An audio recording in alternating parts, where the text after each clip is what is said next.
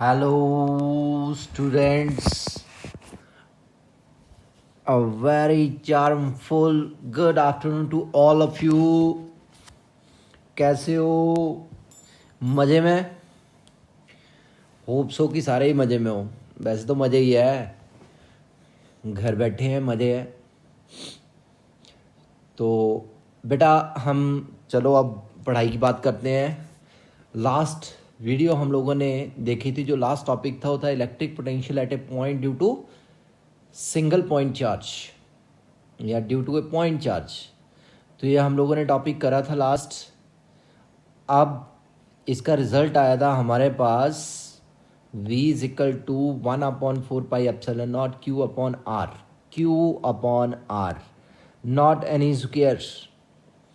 तो लास्ट हम लोगों ने ये देखा था कि पॉजिटिव चार्ज के कारण मीन्स Q अगर ग्रेटर देन 0 होता है तो ऑब्वियस है चार्ज पॉजिटिव है, तो पोटेंशियल भी क्या लेंगे हम लोग, पॉजिटिव. अगर चार्ज नेगेटिव है मीन्स Q लेस देन 0 तो पोटेंशियल क्या होगा, नेगेटिव.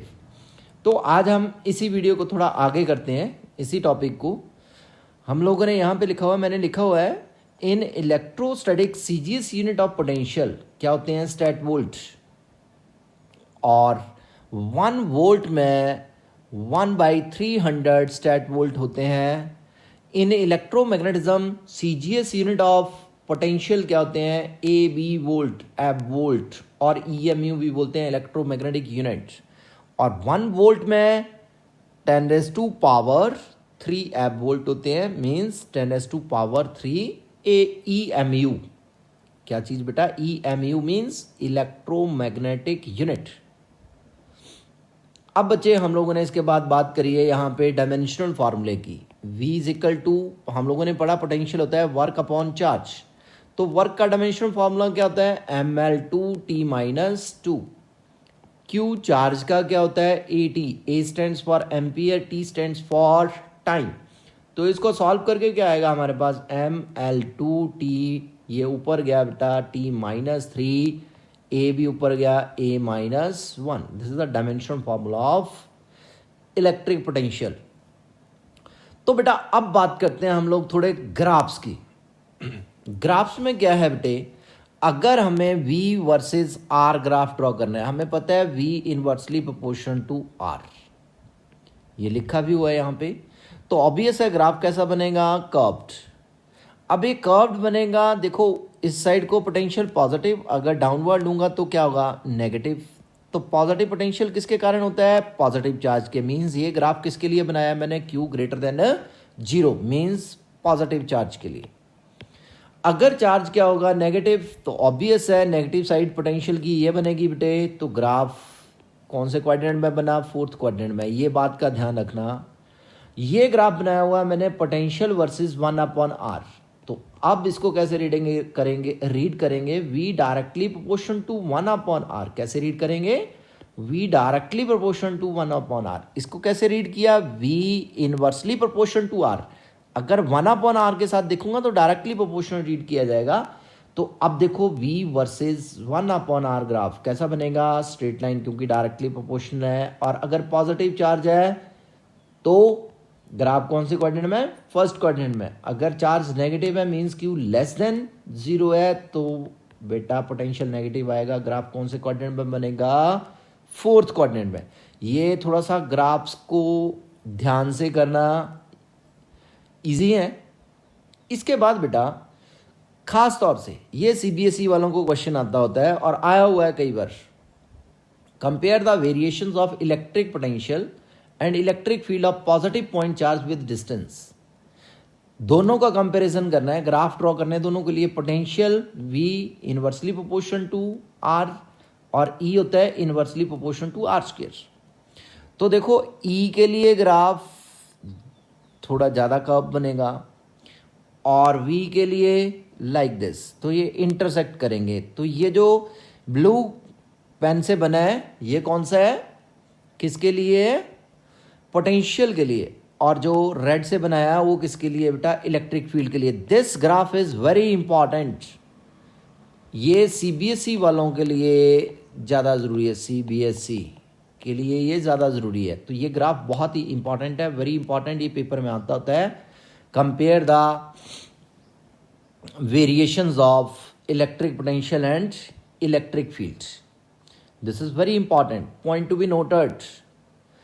इसके बाद बेटा अब हम करते हैं जो हम लोगों ने ऊपर टॉपिक किया उसके बेस्ड न्यूमेरिकल्स, जो कि आप लोगों को बहुत पसंद है। बायो वाले बच्चों को बिल्कुल भी पसंद नहीं है, क्योंकि बायो वाले बच्चों ने तो यही सोच के मेडिकल रखा कि इसमें क्या है, मैथमेटिक्स नहीं होगा।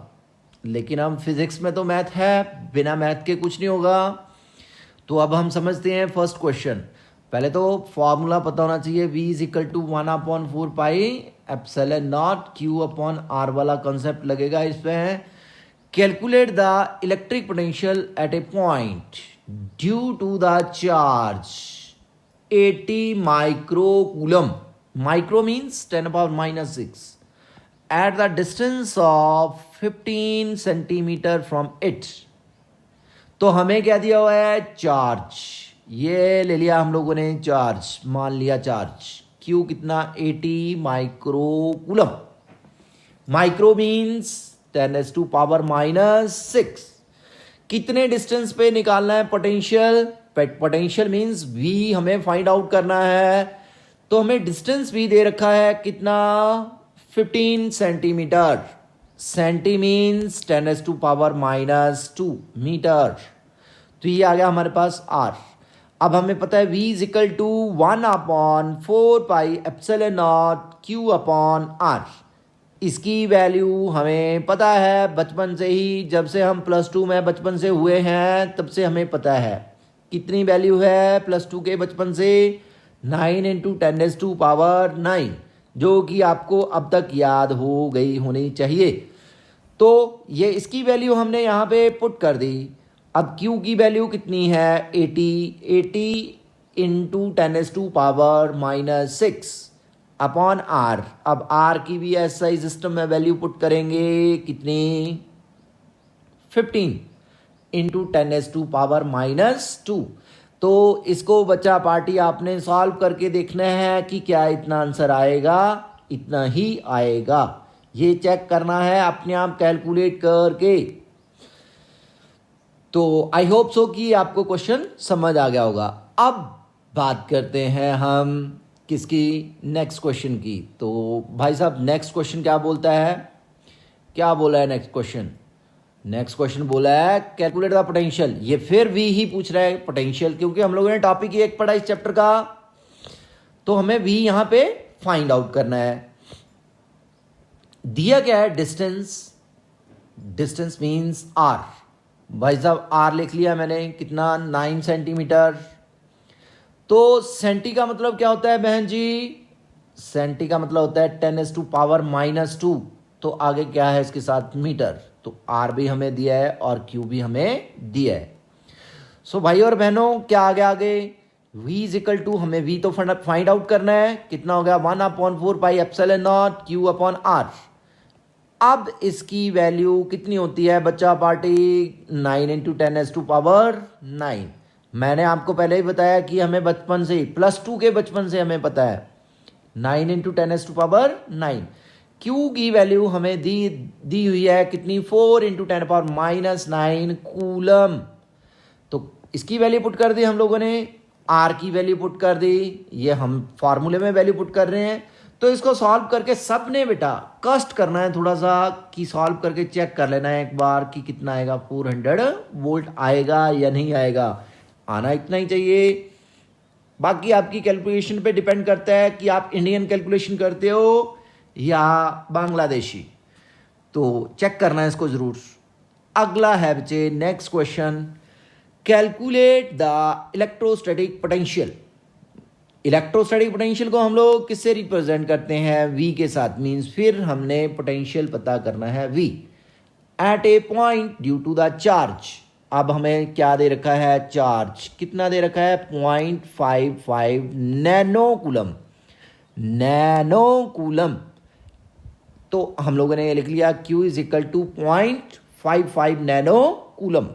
नैनो का मतलब क्या होता है, 10⁻⁹।